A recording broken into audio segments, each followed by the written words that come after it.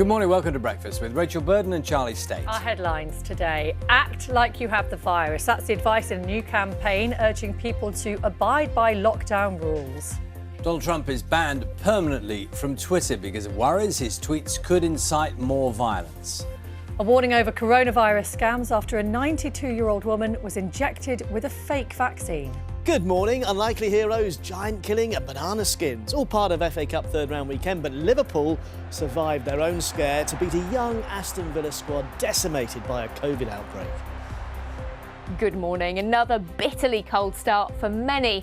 And given we've had quite a bit of snow in the last 24 hours, ice is a concern this morning, as is freezing fog. More details for you in around about 15 minutes.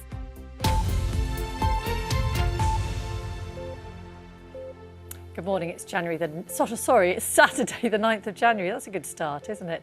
And here's our top story today. People in England are being urged to behave like they are infected with coronavirus as part of a new public awareness campaign, encouraging people to stick to the rules. The message, which will be shared on TV, radio and social media, comes as the UK reported the highest daily death toll since the start of the pandemic. Our correspondent, Dan Johnson, has more. Covid-19, especially the new variant, is spreading quickly across the country. This puts many people at risk of serious disease. A new campaign with a clear message. Once more, we must all stay home. The stark warnings come in response to the intense pressure on hospitals, which are getting close to capacity, especially in London and the South East. London's mayor declared a major incident yesterday, saying the virus was out of control. Many doctors are frustrated. I'm very worried that we've reached the peak and we're really not seeing the kind of behaviour that we saw in the first wave. And I and many of my colleagues in medicine are extremely worried that the peak, this surge wave is just going to carry on rising and rising, and that we'll reach a point where the NHS simply won't be able to cope with it. Yesterday's record figures showed 1,325 people died within 28 days of a positive COVID test, the most in a single day during the entire pandemic. The total number of deaths now stands at just short of 80,000. There are more record figures. Another 68,000 cases were recorded yesterday, and 31,624 patients are being treated in hospitals across the UK. Ali is one of them. Her whole family tested positive on Christmas Day. I was fine, healthy, young family, just getting on with my life, and this has completely floored me. I was told 2 days ago that if they didn't put me on a ventilator, I would die. I have seen 2 people die in beds either side of me whilst I've been in this hospital. 1 in 3 people with COVID don't show symptoms, so the message is act like you have the virus and don't go out, don't mix with people. There are signs that policing of the rules will get tougher, with government sources saying the time for engaging, explaining and encouraging is now over, giving way to more strict enforcement. The next few weeks look bad. Vaccines give clear hope for the future, but for now, we must all stay home, protect the NHS, save lives. Dan Johnson, BBC News. Twitter says it has permanently banned President Trump from the site following a review of his account. The social media platform said his tweets were highly likely to encourage more violence. Our North America correspondent David Willis joins us now from Los Angeles. Did this come as any great surprise, given that they had given a specific warning about banning him?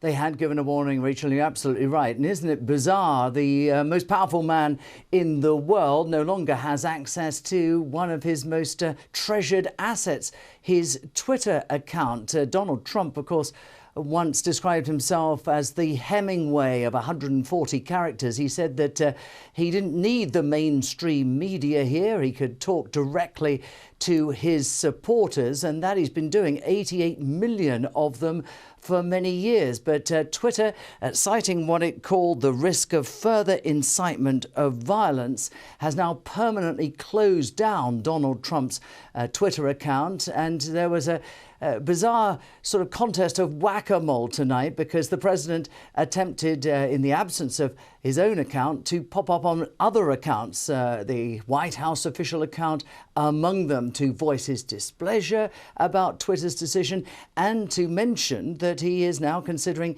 setting up his own social media outlet. Well, it's difficult to imagine one that will give him quite as much access to the great public here than Twitter. But nonetheless, Mr. Trump very dismayed by all accounts about this. Meanwhile, the Democrats are pressing ahead with plans to, or attempts to remove him from office. The House Speaker Nancy Pelosi saying today that if Donald Trump doesn't resign, she will seek to invoke what's called the 25th Amendment, or go for his impeachment, which would mean that he was the only president on record were it to succeed to be impeached twice in his presidency. Extraordinary times in the United States at the moment. Thank you very much, David Willis. People are being warned to stay vigilant about scams in which criminals offer COVID vaccinations for a fee. In one case, a pensioner was injected with a fake Covid-19 vaccine and charged £160 by a man pretending to be a health worker. People have also been sent text messages. Look out for these, taking them, I should say, to a fake NHS website with a booking link asking for credit card details. Breakfast's Jay McCubbin reports. Moments before this image was captured, this man injected a 92-year-old with a fake COVID vaccine. He'd claimed to be from the NHS. And then administered a jab in the arm from what has been described like a dart-like instrument. Charged £160, took the money from the lady, and then disappeared. And just to add insult to that injury, then reattended several days later to try to solicit an extra £100. So this has been a horrendous experience for the victim. It's not known what was injected into the pensioner, but a hospital check found her unharmed. This is an absolute disgusting crime. It is utterly unacceptable assault and fraud, and it will not be tolerated. We will do everything we can to try to track down and catch this person before they carry out this offence on anyone else. It's thought over £22 million has been lost to COVID-related scams. These images show a makeshift laboratory set up in a kitchen in West Sussex. Fake COVID cures had been made and sold to people in America and France. But Frank Ludlow was caught in his local post office as he tried to send more. He was convicted in July. How significant a problem is this? I mean, how many fraudsters are there kind of trying to cash in on the crisis? I mean, it's extensive. So just since the first lockdown in March, we've had about 500,000 people come to us for advice online. We've doubled since October the number of people coming direct to us for advice on the phone. And it's not just a small group. I mean, 1 in 3 people from our research have been targeted by some form of COVID-related scam since the pandemic began. Today, police advise that no one from official vaccination programmes will ever turn up unannounced. They will never ask for bank details, and no one will ever be charged for the vaccine. But with the vaccination programme rolling out across the country, today there is a warning. Beware the criminals trying to exploit those who desperately want protection from the deadly virus. Jay McCubbin, BBC News.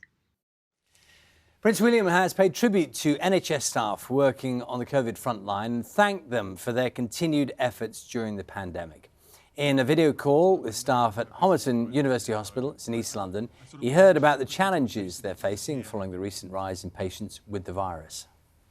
A huge thank you to all of you for all the hard work, the sleepless nights, the lack of sleep, the stress, the anxiety, the exhaustion, and everything that you're doing. We are so grateful. You're all in my thoughts, and Catherine and I and all the children talk about all of you guys every day. So we're making sure the children understand the sacrifices that all of you are making. The director, Michael Apted, known for his long-running 7-Up series, has died aged 79. The documentary followed the same group of people every 7 years, from childhood into their 60s. He also directed films including Gorillas in the Mist and the 1999 Bond movie, The World Is Not Enough.